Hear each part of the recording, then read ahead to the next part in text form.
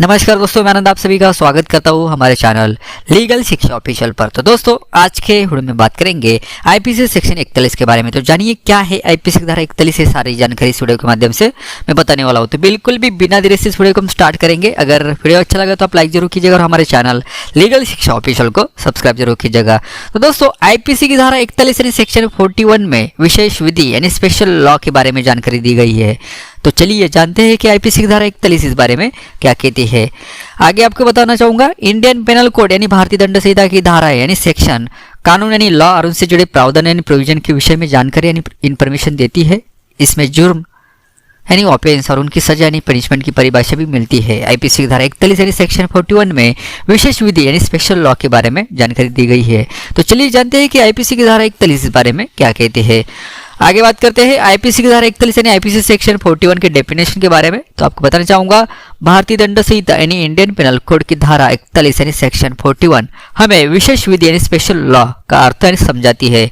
IPC की धारा 41 के अनुसार विशेष विधि यानी स्पेशल लॉ वो विधि है जो किसी विशिष्ट विषय यानी पर्टिकुलर सब्जेक्ट को लागू हो। साधारण भाषा में समझे तो आईपीसी की धारा 41 यानी सेक्शन 41 का तात्पर्य किसी विशेष विधि या कानून यानी स्पेशल लॉ से होता है जो कि किसी विशेष विषय यानी स्पेशल सब्जेक्ट पर लागू होता है। जैसे कोई ऐसा विषय है जिस पर आईपीसी की कोई भी धारा लागू नहीं हो पा रही है, तो ऐसी स्थिति में मामले को निपटाने यानी सेटल के लिए न्यायालय यानी कोर्ट किसी अन्य कानून या विधि का सहारा लेती है, तो वो आईपीसी की धारा 41 यानी सेक्शन 41 के अनुसार ही होता है।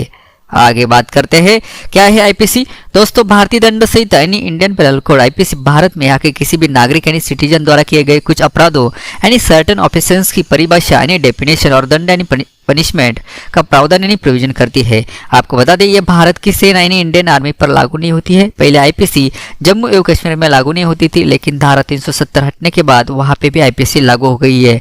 इससे पहले वहां रणबीर दंड संहिता यानी आरपीसी लागू होती थी।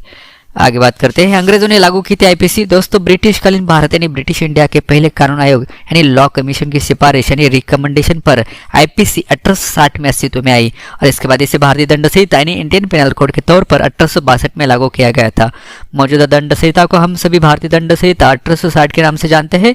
इसका खाका लॉर्ड मैकॉले ने तैयार किया था। बाद में समय समय पर इसमें कई तरह के बदलाव किए जाते रहे। तो दोस्तों आज के वीडियो में हमने बात किया है आईपीसी सेक्शन 41 के बारे में।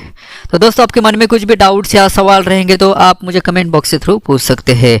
दोस्तों मेरी आपसे रिक्वेस्ट है कि वीडियो अपने दोस्तों के साथ शेयर कीजिए ताकि उनको भी पता होना चाहिए आईपीसी सेक्शन 41 क्या है और क्या है उसके प्रावधान, ये सारी जानकारी। तो दोस्तों आज के वीडियो में बस इतना ही। मिलते हैं नेक्स्ट वीडियो के साथ। तब तक के लिए आप अपना ख्याल रखें, खुश रहे। धन्यवाद। जय शिवराय।